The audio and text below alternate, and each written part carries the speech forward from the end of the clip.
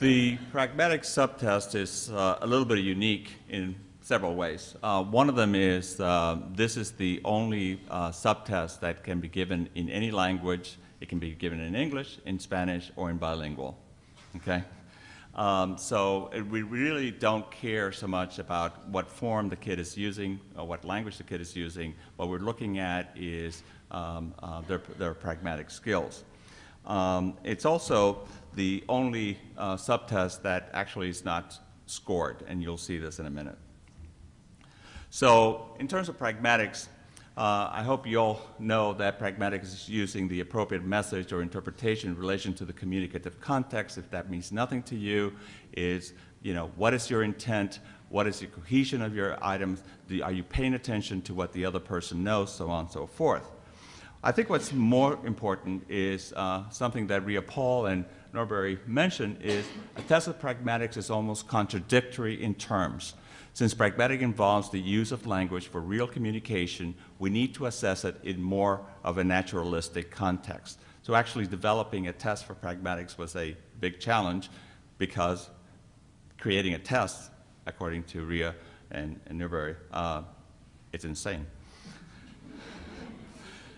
Because, the pragmatics is going to depend on the context and the experience and social demands of the situation. And one of the things that's interesting, and you'll see why we don't score the pragmatic subsection, is that pragmatic disorders are not unique to children with language disorders.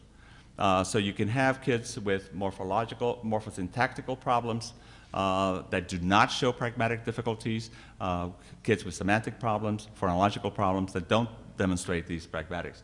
And one of the things that also, Alex Bryce and Judy Montgomery have looked at also in terms of L2 learners, that they might encounter some difficulties, and I'll address these difficulties that these children might encounter. So there are very few really available instruments to assess pragmatics. Actually, I was going through the exhibit to look at these pragmatic tests that are there, and I think we're in the right track. The pragmatic assessments that, there are assessments out there, there's no question about it. Some of them are observations of parent-child interaction, and you're supposed to be marking what the interaction is like in terms of the pragmatic skills.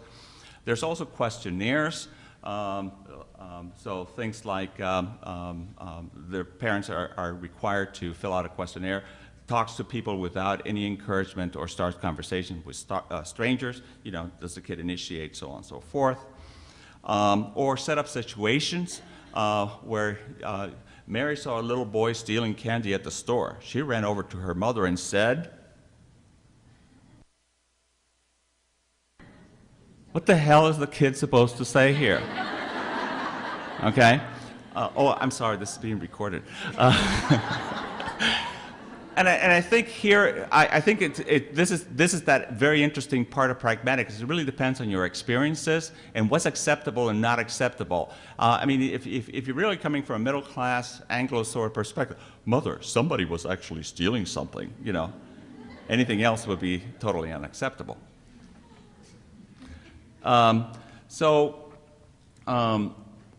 One of the things that also has been done is common structure activities with temptations. And these are things activities that the kid has done within, they're within the child's experience. And they're created for the kid, create a need for the kid to say or do something. And all of us are familiar with Nancy Craighead's making a peanut butter sandwich. Yes? Well, how many allergies do we have right now? We can't be doing peanut butter at all. Plus, those of you who know about making a peanut butter sandwich, you know how messy it is, and then somebody has to eat that, and the kid usually gives it to me, and I'm going like, oh, no way, I'm not going to eat this. So we created something called a present for Diego. And Diego becomes important in part of the test, by the way. And we focused on communicative intentions, primarily, actually assertive acts. We look at requests for information, like what is that called? Requests for action or attention, give me that. Requests for clarification, un qué? Or a what?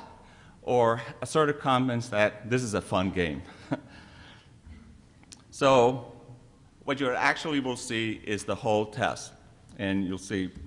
So these are the objects, and as we were describing to somebody who came to the booth, these are things that are in your closet.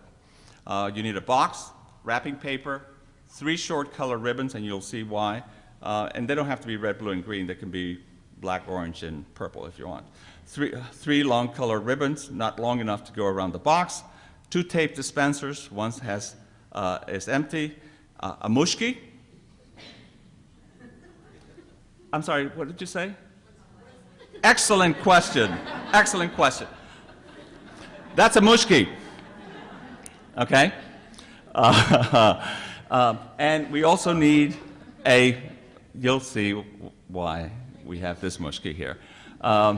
Then we need a puppet or a doll, and this is optional, and you'll see why we need it. So again, this is an optional activity that can be used to establish rapport with the child, as well as to observe how the child understands pragmatic language. This activity is to be used for descriptive purposes only and does not contribute to any score. Okay? And so what you have then is what the stimulus is on the left-hand side. On the right is the expected, and then whether the kid uses it or not. And I'm going to go through the assessment because I like it. So the examiner says, let's wrap Diego's present. I bought Diego a great gift. It's in the box. What do you think it is? No, you can't say a mushki. You don't know about a mushki yet. What do you think it is? A bracelet. Yeah, it could be a bracelet. There's another alternative that we created. And we realized, especially not our Puerto Rican kids or Dominican kids, but our Mexican-American kids sometimes really were not confrontational to an adult. As you can see, in some cases, we have to be you have to be confrontational. So we created this puppet, so the puppet is really the one that you can say things to, not the person, okay? So let's wrap Diego's present. This is my friend Timmy. He is going to help us wrap Diego's present. Sometimes he can be silly, but don't let him fool you. I bought Diego a great gift. It's in the box. And it's supposed to move. And so what you're getting here then is this responsive act, a toy, no response, and you don't know about mushkis yet. And so it's in the box, and the kid says, a toy. It's a mushki.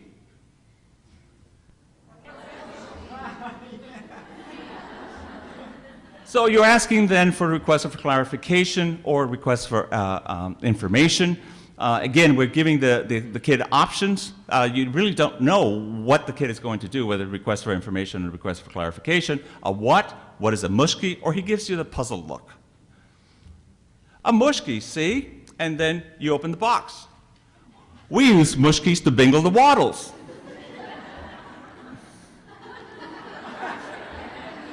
So the kid's going to say, what?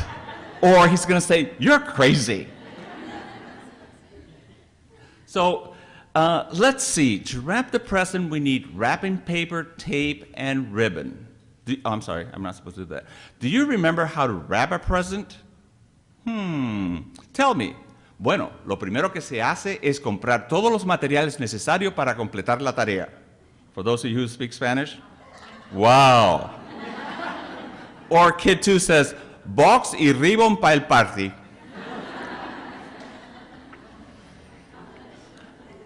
Folks, realize one of the things that's very critical, I'm going to mention it later on.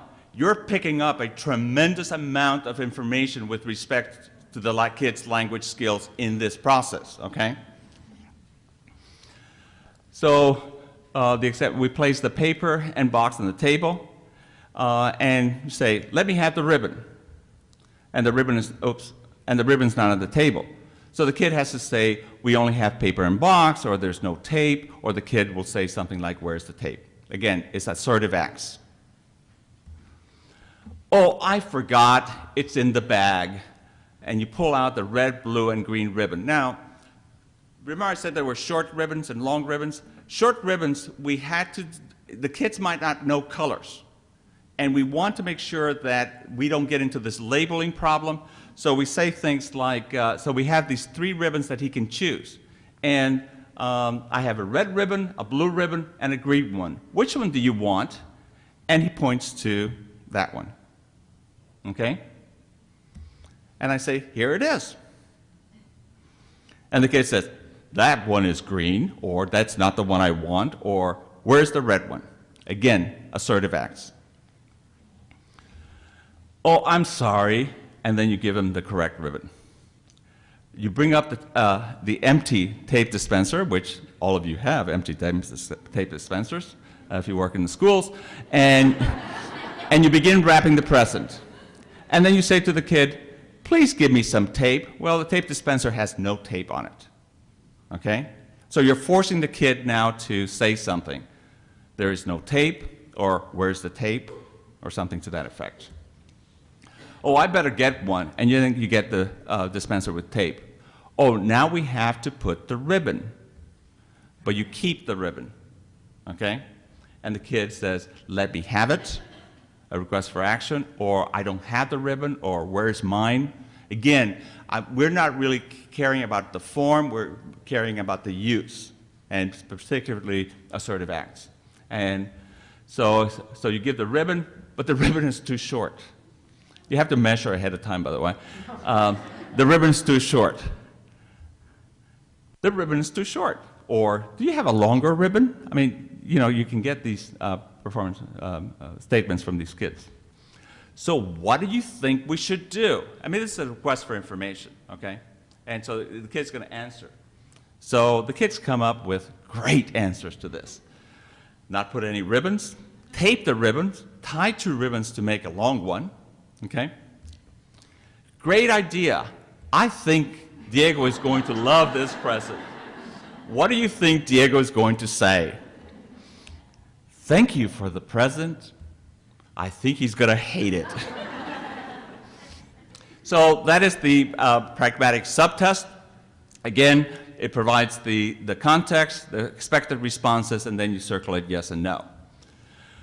When we looked at the pragmatic, and remember what I said to you, that pragmatic skills are not necessarily tied to some of the morphosyntax or semantic scores or phonology scores, and this is very well proven by our data. The correlation between English phonology, English morphosyntax, and English semantics with the pragmatics is very, very low. No problem. The same thing happens with Spanish. And so what I think we need to look at is these language profiles. If a kid has a morphosyntax okay, semantics okay, pragmatics okay, great. If a kid has okay morphosyntax, okay semantics, but low pragmatics, what kind of kids are these going to be?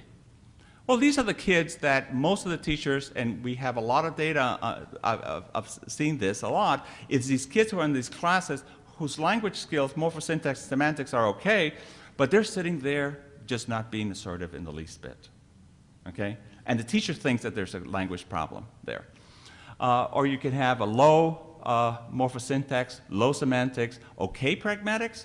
Gee, that's really great. This is a kid that we know that at least from a use perspective, we're going to be able to build on that use in order to increase its morphosyntax and semantics. And finally, we have this low, low, low kids, which you know what they mean. So what do we know? What have we accomplished? Well, we have established rapport with the child. And one of the things that we did as we were collecting a lot of the data was to actually give the wrapping first, and gave us an insight into the child's phonology, morphosyntax, and semantics. And also, it gave us a good impression how difficult it was to test this child.